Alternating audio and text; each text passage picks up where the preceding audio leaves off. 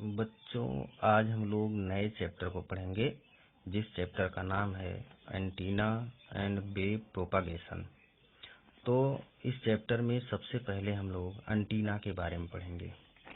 किसके बारे में पढ़ेंगे?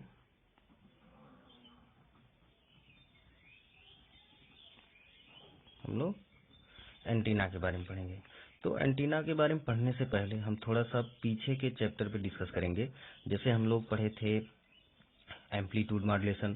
एम्पलीट्यूड मॉड्यूलेशन में हम लोग double side band separate carrier, single side separate carrier, और हम लोग पढ़े थे फ्रीक्वेंसी मॉड्यूलेशन पढ़े थे, फेज मॉड्यूलेशन पढ़े थे। तो इन सब का हम लोग क्या किए? मॉड्यूलेशन किए। तो मॉड्यूलेशन के समय हमने आपको बताया था कि जब हम सिग्नल को मॉड्यूलेट कर देते हैं, जैसे जो हमारा मैसेज सिग्नल होता है, मैसेज सिग्नल को किसी कैरियर के थ्रू हम लोग क्या करते हैं, उसको मॉड्यूलेटेड वेव के रूप में प्राप्त करते हैं। फिर उस सिग्नल को हम क्या करते हैं? ट्रांसमिट करते हैं। जैसा कि हमने high frequency transmission, low frequency transmission में बताया था आप लोग को बेसिक ब्लॉक में कि आपका होता क्या है। नॉर्मल एक आपका क्या होता है, जैसे हम लोग सपोज करो कि हमने यहाँ पे एएम किया, तो एएम प्रोसेस जब हम लोग करते थे तो यहाँ हम लोग क्या लगाते थे? एक पावर एम्पलीफायर। फिर क्या लगाते थे? एक हम लोग एंटीना यूज करते थे, जिसका नाम हम लोग क्या देते थे? Transmitter antenna. तो और फिर जब हम लोग रिसीव करते थे, जैसे मान लो एम को, तो यहाँ पर हम लोग क्या करते थे? D modulation. और ये हमारा जो एंटीना होता था, रिसीवर एंटीना होता था। यहाँ सिग्नल ट्रांसमिट होता था, यहाँ सिग्नल रिसीव होता था। तो एंटीने के द्वारा जो ये एंटीना हमारा है, किसी एक विशेष डायरेक्शन में इलेक्ट्रोमैग्नेटिक वेव को स्पेस में क्या करता है? रेडिएट करता है। तो इसके पहले जो हमारा सिग्नल होता है वह हमारा होता किस फॉर्म में? एक इलेक्ट्रिकल सिग्नल के फॉर्म होता है। तो इस तरह से हम कह सकते हैं कि जो हमारा एंटीना है वह किसी इलेक्ट्रिकल एनर्जी को इलेक्ट्रोमैग्नेटिक एनर्जी के रूप में क्या करता है? कन्वर्ट करता है, और उसके बाद उसको किसी विशेष डायरेक्शन में क्या करता है? इलेक्ट्रोमैग्नेटिक वेव के रूप में क्या करता है? उसको रेडिएट करता है। तो फिर वो जब रेडिएट होगा तो जो रिसीवर एंटीना हमारा लगा होगा वह इस सिग्नल को क्या करेगा? रिसीव करेगा। रिसीव करने के बाद ये आपकी इलेक्ट्रोमैग्नेटिक वेव आएगी, फिर इसको क्या करेगा? कन्वर्ट करके इसको फिर इलेक्ट्रिकल सिग्नल में चेंज करता है। तो एंटीने के अंदर एक आवश्यक गुण ये होना चाहिए कि जो इम्पीडेंस आपके इस ट्रांसमीटर और रिसीवर, मतलब जो हमारा ट्रांसमीटर हो और जो रिसीवर हो, इनके बीच हमारा इम्पीडेंस क्या होना चाहिए? मैच करना चाहिए। अगर इम्पीडेंस मैच करेगा तभी आपका जो ट्रांसमीटर से सिग्नल जाता है वो रिसीवर उसको क्या करेगा? कैच करेगा। अर्थात हम दूसरी भाषा में कर सकते हैं कि जो अधिकतम पावर हमारे किसी ट्रांसमीटर एंटीना की अधिकतम पावर या किसी एंटीना की अधिकतम पावर तभी ट्रांसफर हो सकती है जब सोर्स इम्पीडेंस लोड इम्पीडेंस के क्या हो? बराबर हो। मतलब जैसा कि आप लोग मैक्सिमम पावर ट्रांसफर थ्योरम में पढ़े होंगे कि जो सोर्स पे जो आरएस लगा हो वह हमारा इक्वल टू आरएल होना चाहिए, तभी आपकी मैक्सिमम पावर क्या हो सकती है? ट्रांसफर की जा सकती है। तो एंटीना जो आपका हो, लोड इम्पीडेंस के साथ साथ जो हमारा एंटीना हो वह एक रिजोनेंट सर्किट की भांति क्या करे? कार्य कर सके। ठीक है।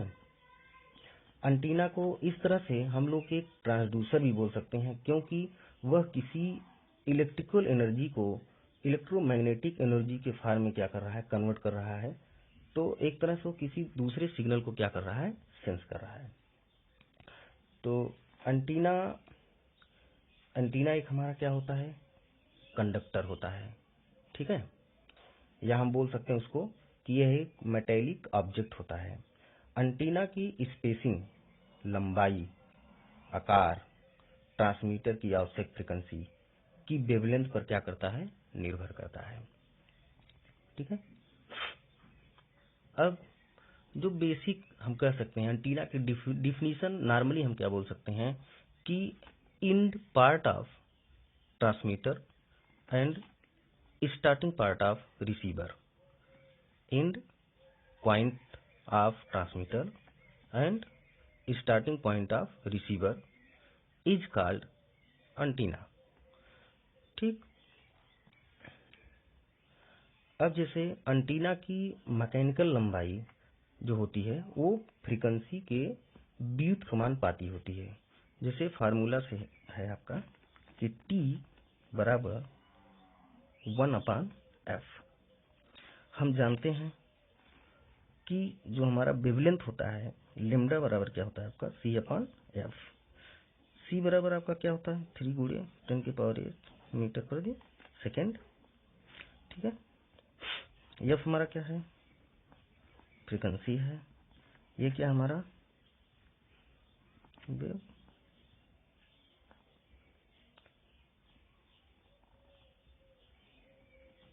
वेवलेंथ है। ठीक है,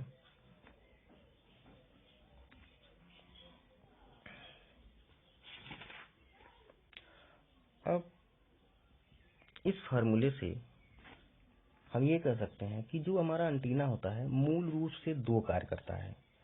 पहला क्या कि किसी इलेक्ट्रिकल एनर्जी को, ठीक है, किसी इलेक्ट्रिकल एनर्जी को इलेक्ट्रोमैग्नेटिक एनर्जी के रूप में कन्वर्ट करके, ठीक है, किसी विशेष डायरेक्शन में क्या करता है रेडिएट करता है, तथा यह इम्पीडेंस को स्पेस के इम्पीडेंस से मैच कराने के लिए इम्पीडेंस मैचिंग नेटवर्क की भांति क्या करता है कार्य करता है। दूसरा यह है कि किसी विशेष दिशा में एनर्जी को रेडिएट करता है तथा अनावश्यक दिशा में एनर्जी को रेडिएट होने से क्या करता है रोकता है। तो हम एंटीना, कई टाइप के एंटीने हमारे होते हैं। जैसे हमारा होता है resonant antenna, non resonant antenna. ठीक, जो रेजोनेंट एंटीना होते हैं उसमें जो हमारी वेव होती है वह स्टैंडिंग फॉर्म में ट्रेवल करती है, या हम कह सकते हैं करंट हमारी स्टैंडिंग फॉर्म में ट्रेवल करती है। और जो हमारा नॉन रेजोनेंस होता है उसमें जो हमारी करंट होती है उसका जो डिस्ट्रीब्यूशन होता है वह ट्रेवलिंग फॉर्म में होता है।